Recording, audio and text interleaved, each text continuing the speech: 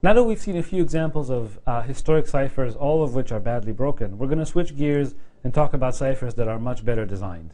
But before we do that, I want to first of all define more precisely what a cipher is. So first of all, a cipher is actually, remember, a cipher is made up of two algorithms. There's an encryption algorithm and a decryption algorithm. But in fact, a cipher is defined over a triple. So there's the set of all possible keys, which I'm going to denote by script k. This sometimes I'll call this the key space, the set of all possible keys. There's the set of all possible messages, and the set of all possible ciphertexts. Okay, so this triple, in some sense, defines the environment over which the cipher is defined. And then the cipher itself is a pair of efficient algorithms, E and D. E is the encryption algorithm, D is the decryption algorithm. Of course, E takes keys and messages and outputs ciphertexts. And the decryption algorithm takes keys and ciphertexts and outputs messages. And the only requirement is that these algorithms are consistent. They satisfy what's called the correctness property. So for every message in the message space and every key in the key space, it had better be the case that if I encrypt the message with the key k, and then I decrypt using the same key k, I had better get back the original message that I started with. So this equation here is what's called the consistency equation, and every cipher has to satisfy it in order to be a cipher. Otherwise, it's not possible to decrypt. One thing I wanted to point out is that I put the word efficient here in quotes, and the reason I do that is because efficient means different things to different people. If you're more inclined towards theory, efficient means runs in polynomial time. So algorithms E and D have to run in polynomial time in the size of their inputs. If you're more practically inclined, efficient means runs within a certain time period. So for example, algorithm E might be required to take under a minute to encrypt a gigabyte of data. Either way, the word efficient kind of captures both notions, and you can interpret it in your head whichever way you like. I'm just going to keep referring to it as efficient and put quotes in it. As I said, if you're theory inclined, think of it as polynomial time, and otherwise think of it as concrete time constraints. Another comment I want to make is that in fact, algorithm E is often a randomized algorithm. What that means is that as you're encrypting messages, algorithm E is going to generate random bits for itself, and it's going to use those random bits to actually encrypt the messages that are given to it. On the other hand, the decryption algorithm is always deterministic. In other words, given the key and the ciphertext, output is always the same. Doesn't depend on any randomness that's used by the algorithm. Okay, so now that we understand what a cipher is better, I want to kind of show you the first example of a secure cipher. It's called the one-time pad. It was designed by Vernam back at the beginning of the 20th century. Before I actually explain what the cipher is, let's just state it in the terminology that we've just seen. So the message space for the Vernam cipher for the one-time pad is the same as the ciphertext space, which is just the set of all n-bit binary strings. So this just means all sequences of bits of 0, 1 characters. The key space is basically the same as the message space, which is again simply the set of all n-bit binary strings. So a key in the one-time pad is simply a random bit string, so it's a random sequence of bits that's as long as the message to be encrypted, as long as the message. Okay, now that we specified kind of what the cipher is defined over, we can actually specify how the cipher works, and it's actually really simple. So essentially, the ciphertext, which is the result of encrypting a message with a particular key, is simply the XOR of the two, simply K XOR M. So see a quick example of this. Remember that XOR, this plus with a circle, XOR means addition modulo 2. So if I take a particular message, say 0, 1, 1, 0, 1, 1, 1, and I take a particular key, say 1, 0, 1, 1, 0, 0, 1, when I compute the encryption of the message using this key, all I do is I compute the XOR of these two strings. In other words, I do addition modulo 2 bit by bit. So I get 1, 1, 0, 1, 1, 1, 0. That's the ciphertext. And then how do I decrypt? I basically kind of do the same thing. So to decrypt a ciphertext using a particular key, what I do is I XOR the key and the ciphertext again. And so all we have to verify is that it satisfies the consistency requirements. And I'm going to do this slowly once, and then from now on I'm going to assume this is all simple to you. So we're going to have to make sure that if I decrypt a ciphertext that was encrypted using a particular key, I had better get back the message M. So what happens here? Well, let's see. So if I look at the encryption of K and M, this is just K XOR M by definition. What's the decryption of K XOR M using K? That's just K XOR M. And so since I said that XOR is addition modulo 2, addition is associative, so this is the same as K XOR K XOR M, which is simply, as you know, K XOR K is just 0, and 0 XOR anything is simply M. Okay, so this actually shows that the one-time pad is in fact a cipher, but it doesn't say anything about the security of the cipher. And we'll talk about security of the cipher in just a minute. First of all, let me quickly ask you a question just to make sure we're all in sync. Suppose you're given a message M and the encryption of that message using the one-time pad. So all you're given is the message and a ciphertext. My question to you is, given this pair, M and C, can you actually figure out the one-time pad key that was used in the creation of C from M?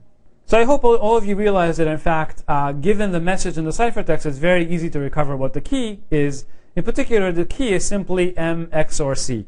And we'll see that if it's not immediately obvious to you, we'll see why that's the case a little later in the lecture. Okay. All right. So the one-time pad is really cool from a performance point of view. All you're doing is you're XORing the key and the message. So it's a super, super fast cipher for encrypting and decrypting very long messages. Unfortunately, it's very difficult to use in practice. The reason it's difficult to use is the keys are essentially as long as the message. So if Alice and Bob want to communicate securely, so Alice wants to send a message M to Bob, before she begins even sending the first bit of the message, she has to transmit a key to Bob that's as long as that message. Well, if she has a way to transmit a secure key to Bob that's as long as the message, she might as well use that same mechanism to also transmit the message itself. So the fact that the key is as long as the message is quite problematic and makes the one-time pad very difficult to use in practice. Although we'll see that the idea behind the one-time pad is actually quite useful. And we'll see that a little bit later. But for now, I want to focus a little bit on security. So the obvious questions are, why is the one-time pad secure? Why is it a good cipher? Then to answer that question, the first thing we have to answer is, what is a secure cipher to begin with? What makes a cipher secure? Okay, so to study security of ciphers, we have to talk a little bit about information theory. And in fact, the first person to study security of ciphers rigorously is a very famous, the father of information theory, Claude Shannon, and he published a famous paper back in 1949 where he analyzes the security of the one-time pad. So the idea behind Shannon's definition of security is the following. Basically, if all you get to see is the ciphertext, then you should learn absolutely nothing about the plaintext. In other words, the ciphertext should reveal no information about the plaintext. And you see why it took someone who invented information theory to come up with this notion, because he had to formally explain what does information about the plaintext actually mean. Okay? So that's what Shannon did. And so let me show you Shannon's definition. I'll write it out slowly first. So what Shannon said is, suppose we have a cipher ED that's defined over a triple KM and C, just as before. So KM and C define the key space, the message space, and the ciphertext space. And we say that the cipher has perfect secrecy if the following condition holds. It so happens that for every two messages, M0 and M1 in the message space, for every two messages, the only requirement I'm going to put on these messages is they have the same length. So we'll see why this requirement is necessary in just a minute. And for every ciphertext in the ciphertext space, okay, so for every pair of messages and for every ciphertext, it had better be the case that if I ask, what is the probability that encrypting M0 with K, encrypting M0 with K gives C, okay, so how likely is it, if we pick a random key, how likely is it that when we encrypt M0 we get C? That probability should be the same as when we encrypt M1. Okay, so the probability of encrypting M1 and getting C is exactly the same as the probability of encrypting M0 and getting C. And this is, as I said, where the key, the distribution, is over the distribution on the key. So the key is uniform in the key space. So k is uniform in k. And I'm often going to write k arrow with a little r above it to denote the fact that k is a random variable that's uniformly sampled in the key space k. Okay, this is the main part of Shannon's definition. And let's think a little bit about what this definition actually says. So what does it mean that these two probabilities are the same? Well, what it says is that if I'm an attacker and I intercept a particular ciphertext C, then in reality, the ciphertext, the probability that the ciphertext is the encryption of M0 is exactly the same as the probability that it's the encryption of M1, because those probabilities are equal. So if all I have is the ciphertext C, that's all I've intercepted, I have no idea whether the ciphertext came from M0 or the ciphertext came from M1, because again, the probability of getting C is equally likely whether M0 is being encrypted or M1 is being encrypted. So here we have the definition stated again, and I will just want to write these properties again more precisely. So let's write this again. So what this definition means is that if I'm given a particular ciphertext, I can't tell where it came from. I can't tell if the message that was encrypted is either M0 or M1. And in fact, this property is true for all messages, for all these M0, for all M0 and M1. So not only can I not tell if C came from M0 or M1, I can't tell if it came from M2 or M3 or M4 or M5, because all of them are equally likely to produce the ciphertext C. So what this means really is that if you're encrypting messages with a one-time pad, then in fact the most powerful adversary, I don't really care how smart you are, the most powerful adversary can learn nothing about the plaintext, learns nothing about the plaintext from the ciphertext. So just to say it in one more way, basically what this proves is that there's no ciphertext only attack on a cipher that has perfect secrecy. Now, ciphertext only attacks actually aren't the only attacks possible, and in fact, other attacks may be possible. But other attacks may be possible. Okay. Now that we understand what perfect secrecy means, the question is, can we build ciphers that actually have perfect secrecy? And it turns out we don't have to look very far. The one-time pad, in fact, has perfect secrecy. So I want to prove to you, this is Shannon's first results, and I want to prove this fact to you. It's a very simple proof, so let's go ahead and look at it and just do it. So we need to kind of interpret, what does it mean? What is this probability that EK of M0 is equal to C? So it's actually not that hard to see that for every message in every ciphertext, the probability that the encryption of M under a key K, the probability that that's equal to C, the probability of a random choice of key, by definition, all that is basically the number of keys, K in script K, such that, well, if I encrypt M with K, I get C. So I literally count the number of such keys, and I divide by the total number of keys. Right? That's what it means that if I choose a random key, that key maps M to C. Right? So it's basically the number of keys that map M to C divided by the total number of keys. This is this probability. So now suppose that we had a cipher such that for all messages in all ciphertext, it so happens that if I look at this number, the number of K in K, such that EKM is equal to C. In other words, I'm looking at the number of keys that map M to C. Suppose this number happens to be a constant. So say it happens to be 2, 3, or 10, or 15. It just happens to be an absolute constant. If that's the case, then by definition, for all M0 and M1 and for all C, this probability has to be the same, because the denominator is the same, the numerator is the same, it's just this constant, and therefore this probability is always the same for all M and C. And so if this property is true, then the cipher has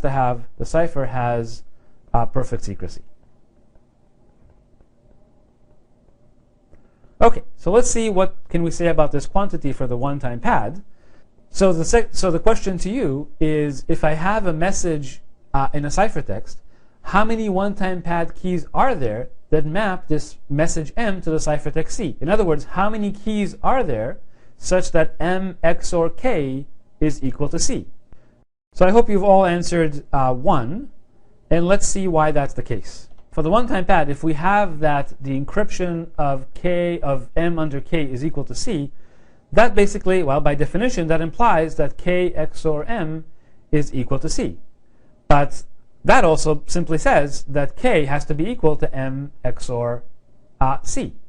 Yes, I just XOR both sides by M, and I get that K must equal to M XOR C. Okay, so what that says is that for the one-time pad, in fact, the number of keys in K such that EKM is equal to C, that simply is 1, and this holds for all messages and ciphertexts. And so again, by what we said before, this says that the one-time pad has perfect secrecy. Perfect secrecy, and that completes the proof of this trivial, very simple lemma. Now, the funny thing is that even though this lemma is so simple to prove, in fact, it proves a pretty powerful statement again. This basically says, for the one-time pad, there is no ciphertext-only attack. So unlike the substitution cipher or the Vigenère cipher or the rotor machines, all those could be broken by ciphertext-only attack, we've just proved that for the one-time pad, that's simply impossible. Given the ciphertext, you simply learn nothing about the plaintext. However, as we'll see, this is not the end of the story. I mean, are we done? I mean, basically, we're done with the course now because we have a way to encrypt so that an attacker can't recover anything about our message. So maybe we're done with the course. But in fact, as we'll see, there are other attacks. And in fact, the one-time pad is actually not such a secure cipher. And in fact, there are other attacks that are possible, and we'll see that shortly. Okay? So I emphasize again, the fact that it has perfect secrecy does not mean that the one-time pad is a secure cipher to use. Okay, but as we said, the problem with the one-time pad is that the secret key is really long. So if you had a way of communicating the secret key over to the other side, you might as well use that exact same method to also communicate the message to the other side, in which case you wouldn't need a cipher to begin with.